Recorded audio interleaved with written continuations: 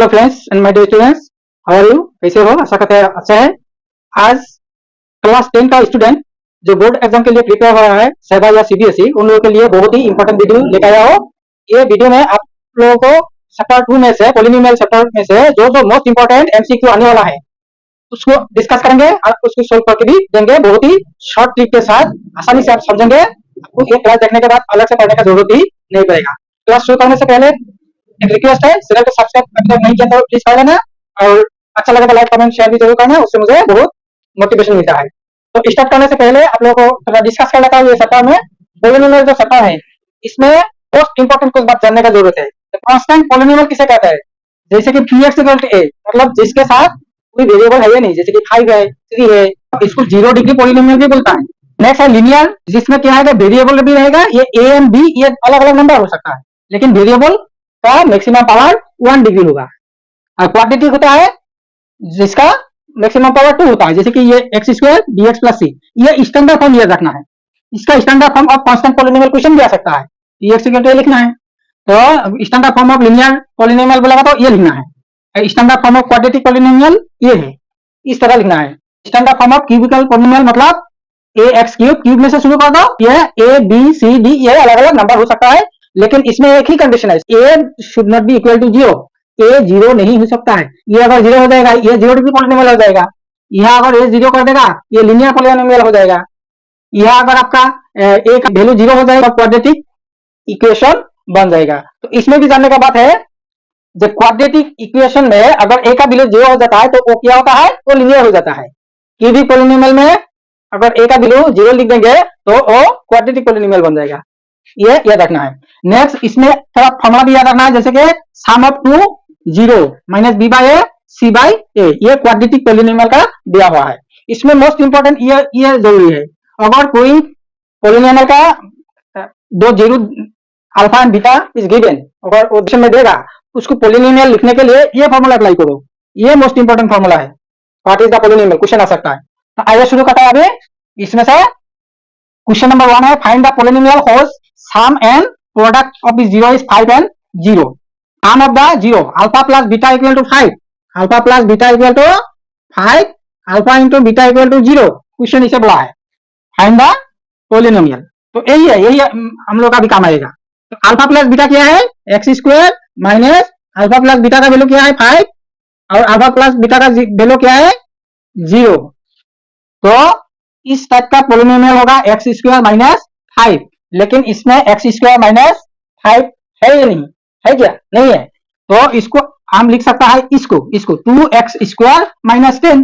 X square minus इसके साथ 2 multiply कर दो, इसके 2 मल्टीप्लाई करो 10, तो 2x स्क्वायर ये मल्टीप्लाई करने से क्या होगा 2x स्क्वायर माइनस 10। तो ये ऑप्शन आ जाएगा। समझ में आ गया। नेक्स्ट क्वेश्चन में आता है, इसमें देखो question number 2, if 1 0 polynomial 3x square plus 8x plus a is the reciprocal of the other, find the value of a। ए निकलना है। अगर एक अल्फा है दूसरा वाला 1 बाय अल्फा होगा, इसका मतलब क्या हुआ, प्रोडक्ट ऑफ 2 पॉलिनोमियल 1 हो जाएगा। ये मल्टीप्लाई करने से क्या होगा 1 होगा। तो रेसिप्रोकल मतलब एक का अगर वैल्यू 2 रहेगा तो दूसरा का 1/2, तो इसको मल्टीप्लाई करने से क्या होता है 1 होता है। तो रेसिप्रोकल अगर क्वेश्चन आता है इसका मतलब है दो जीरो का प्रोडक्ट 1 हो जाएगा। तो अगर 2 जीरो का प्रोडक्ट 1 होता है तो a इक्वल टू सी होता है, a इक्वल टू सी होता है, क्योंकि अल्फा इंटू बीटा क्या था c बाई ए। तो इसका वैल्यू अगर 1 होना है तो मतलब a और c इक्वल होना पड़ेगा। तो इस क्वेश्चन में हम लोग बिना करे क्वेश्चन का आंसर सोल्व कर सकता है। a का ये c है, जैसे कि c के प्लेस में a है और a के प्लेस में 3 है, तो मतलब ये दोनों इक्वल होना पड़ेगा, मतलब a इक्वल टू 3 होगा। ये वाला क्वेश्चन सोल्व कर दो, पढ़ने का जरूरत नहीं है, ठीक है ना। याद रखना है, अगर 2 0 एक दूसरे का रेसिप्रोकल है तो c और a इक्वल होता है।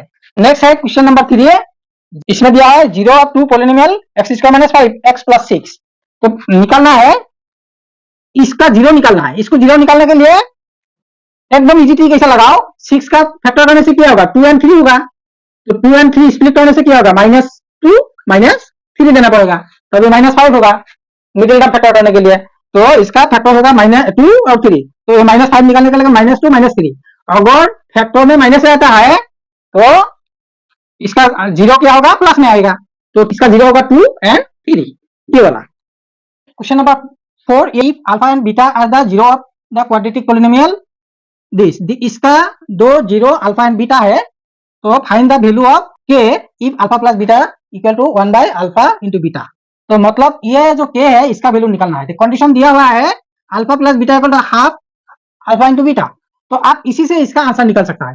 जैसे कि अल्फा प्लस बीटा, इसमें अल्फा प्लस बीटा क्या होगा, ये होगा, ये फॉर्मूला देखिए, x square minus alpha plus beta x plus alpha beta, मतलब एक्स के साथ अल्फा प्लस बीटा रहता है, तो ये एक्स के साथ क्या है, ये है, तो इसका मतलब है अल्फा प्लस बीटा का वैल्यू के प्लस 6 इक्वल टू, इसमें किया गया है हाफ अल्फा मल्टीप्लाई बीटा, इसका वैल्यू क्या है, ये अल्फा इंटू बीटा, लास्ट में क्या आता है अल्फा मल्टीप्लाई बीटा, तो 2 इंटू 2k माइनस 1, तो ये कैंसिल हो जाएगा, तो क्या बचेगा, ये k plus 6 equal to 2k minus 1, तो माइनस k हो जाएगा, ठीक है ना, और ये 6 इधर लेके जाने से माइनस 7 हो जाएगा, क्योंकि ऑलरेडी माइनस 1 है, तो माइनस माइनस काट देने से 7 रहेगा, तो ये हो गया आपका आंसर।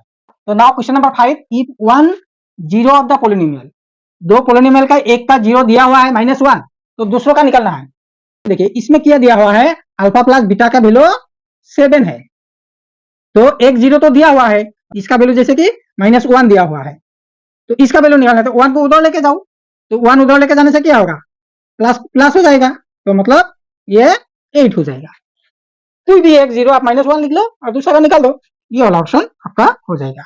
नाउ नेक्स्ट देखते हैं क्वेश्चन नंबर 6, ये चार में से कौन सा पोलिनोमियल नहीं है, ये एकदम इजी है, ये तो पोलिनोमियल है, ये भी है, ये वेरिएबल का पावर है, इसमें भी पावर है, जो एक्सप्रेशन का पावर जीरो से कम है, मतलब माइनस में है, वही पोलिनोमियल नहीं होता है। तो ये 1/x है, मतलब पावर नीचे है, मतलब ये नेगेटिव है, और तो ये पोलिनोमियल नहीं होगा, तो ये आंसर होगा। ये एक्सप्रेशन का दो जीरो अल्फा एंड बीटा, तो find the sum of zeros, sum of zeros minus b by a, इसमें ऑलरेडी माइनस है, तो माइनस माइनस प्लस हो जाएगा 13, और a का वैल्यू 2 है, तो ये होगा इसका 13/2, ये वाला हो गया।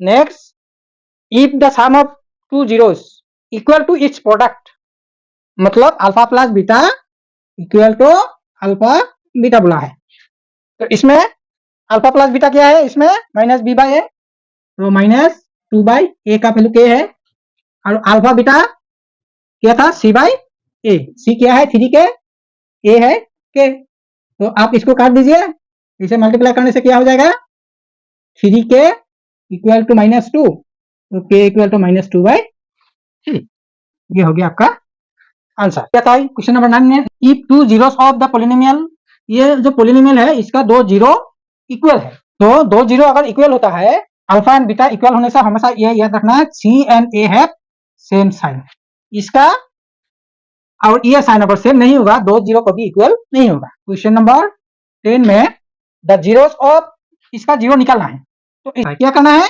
आप ये दोनों को मल्टीप्लाई कीजिए, 2 4 जार 8 होता है, और √3 3 होता है, तो 8 3 जार 24 होगा, ठीक है ना, 24 को फैक्टर कर दो, 3 8 जार 24 होता है, बीच में क्या है 5 है, तो 8 में से 3 माइनस करने से 5 हो जाएगा, तो इसको फैक्टराइज कर दो जस्ट, 4√3 एक्स स्क्वायर, ये होगा plus 8x minus 3x minus 2√3, तो इसको फैक्टर करने से क्या हो जाएगा, 4x कॉमन आने से क्या हो जाएगा, √3x प्लस 2 हो जाएगा, इसमें से √3 कॉमन ले लो, तो √3x प्लस 2, ये माइनस प्लस हो जाएगा, तो √3x प्लस 2 एक है, और 4x माइनस √3 एक है, तो इसका जीरो क्या होगा, -2/√3, इसमें से जीरो आएगा √3/4, ये वाला ऑप्शन हो गया, ठीक है ना। क्वेश्चन नंबर 11 में इसमें दिया है, for which value of a 4 is the product of zeros of the polynomial this one, product of zero is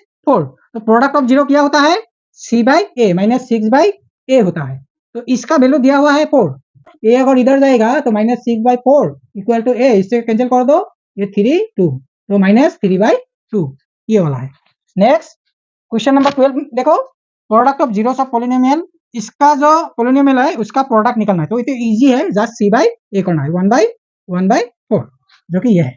next 13, the zeros of px, इस टाइप का क्वेश्चन अच्छा से देखना है, इसका जीरो क्या होगा, तो जस्ट लिखना है, zero of ax plus b का जीरो कितना होता है, -b/a, तो उसी तरह ये होगा -l/k, ये वाला होगा ऑप्शन। तो इस टाइप का क्वेश्चन देखना है, ये लीनियर इक्वेशन का दिया हुआ है, तो ये फॉर्मूला अच्छा से याद रखना, आशा करता है समझ में आ गया, अगर कोई छूट गया हो, कोई आपका मन में कोई क्वेश्चन हो एमसीक्यू के लिए, तो कमेंट जरूर करना, उसके लिए भी फिर मैं वीडियो बना दूंगा। और यार चैनल को सब्सक्राइब कर लीजिए, लाइक कमेंट शेयर जरूर कीजिएगा, उससे मुझे मोटिवेशन मिलता है। मेरे चैनल से जुड़िए, मैं हर एक चैप्टर का एमसीक्यू में बहुत ही शॉर्टकट तरीके से सारा एग्जाम से पहले क्लियर कर दूंगा। आप मुझसे जुड़िए, चैनल से जुड़िए। तो मिलते हैं नेक्स्ट वीडियो में। Thank you very much.